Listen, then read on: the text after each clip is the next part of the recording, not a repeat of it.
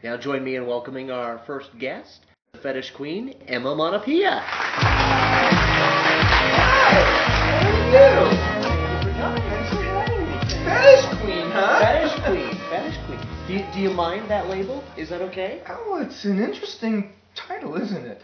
Hey, listen, I brought you some candy cigarettes. Thank you very much. I will consume them later. We were cigarette girls for Halloween. Fetish queen. What does that mean to you? Oh, queen. Well, more on the fetish more than anything else. I mean, What is fetish? And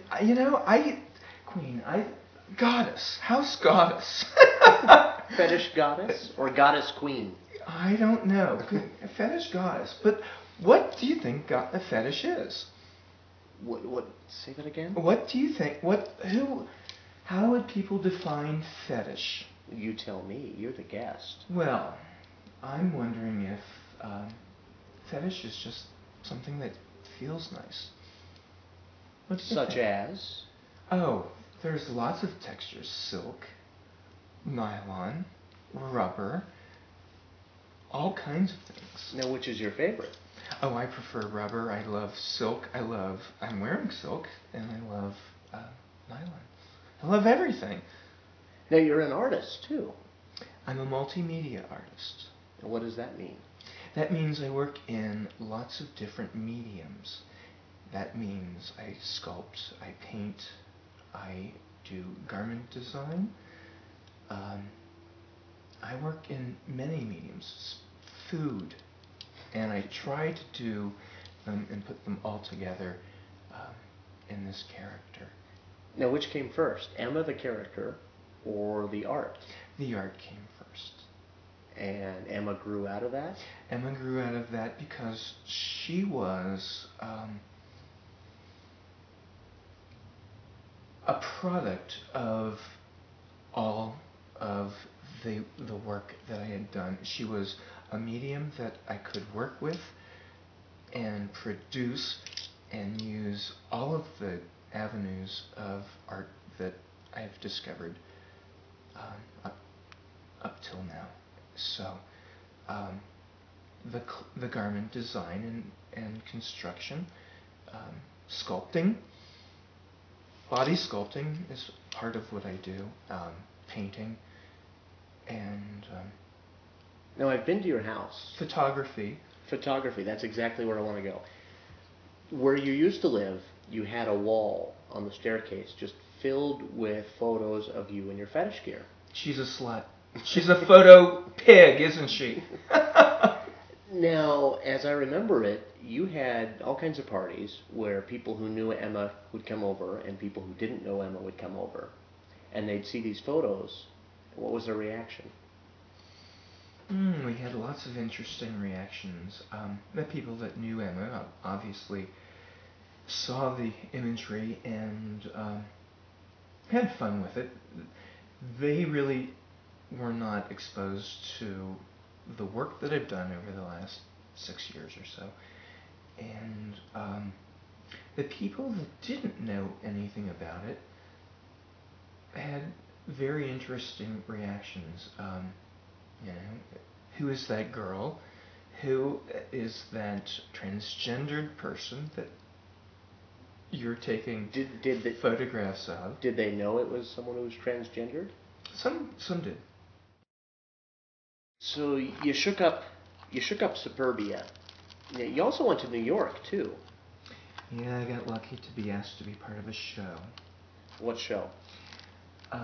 There's a show in New York City. There's a party in New York City called the There's Black. always a party in New York City. There is. There's a party in New York City called the Black and Blue Ball, and I was asked to be part of that. I would love a candy cigarette. Thank you very much. It goes with my nose ring, don't you think? For sure. I was asked to be part of a, I think it was a 6-person photo exhibition in New York at a, what would they call their business? A gallery? It's sort of a gallery, but sort of a BDSM studio. And so there were 6 or so photographers. I actually did a live transformation from male to female at the party. How'd that go? It was interesting. It went pretty well. We got some videotape of it, and we had a very cool assistant from New York City who played my partner in getting dressed and helped me get dressed. We had the entire party viewing the transformation, and it was fun. My photographs were received quite nicely, and it was a very good time. We had several parties that we went to afterwards, and it was quite a blast. Now, you've taken suburbia by storm. You've taken New York by storm. Do you get flack from other people in the transgendered about being fetish? And conversely, do you get flack from people in the fetish community about being transgendered? I do. On both levels. I think with the internet that there is a new learning about people, gender, art, society, and intermingling. And I think that it's getting better. When I first met you, actually, online, there were a lot of people that didn't understand what I was doing. And I didn't understand what I was doing. I was experimenting. What I was doing was new for me, and people gave me some grief about what I was doing. I felt very one-dimensional. So what I wanted to do was develop a fuller character in what I do. On the converse side, I have neighbors who don't know what I do. I live in a city that is a little bit uptight about the things that we do. And it's an adjustment, it's a learning, and I prefer to party out of town. Very good. Well, we're just about out of time. Do you have a beauty secret you can share with us? Tape. God invented surgical tape for multiple reasons. Gravity is one. How do you use it? What do you do? I use surgical tape in a lot of ways.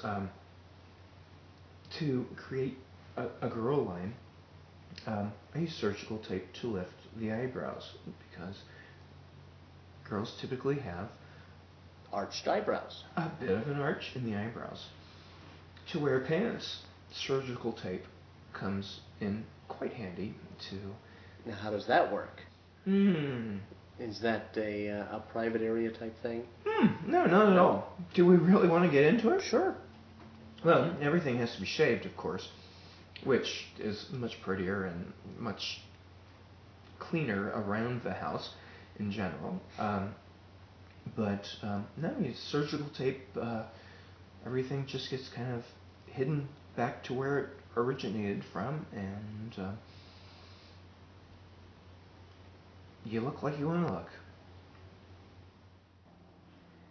Well, thank you very much, Emma. My beauty tip, not to get all Martha Stewart on you or anything, but when you're taking a photo, cross your leg toward the camera, not away. Cross it toward the camera. And it's very important because if you cross away, then you get all this enormous thigh area. Ugly. Awful. Awful. And if you've got a run in your stocking, even worse. Cross your leg toward the camera. Once again, I want to thank our guest, Emma Monopeia, for joining us. Next time for the Ronnie Rho Show, until we come up with a better name.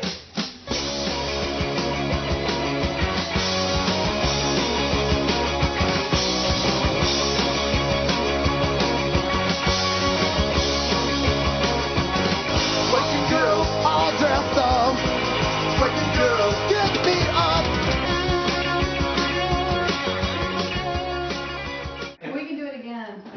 cat.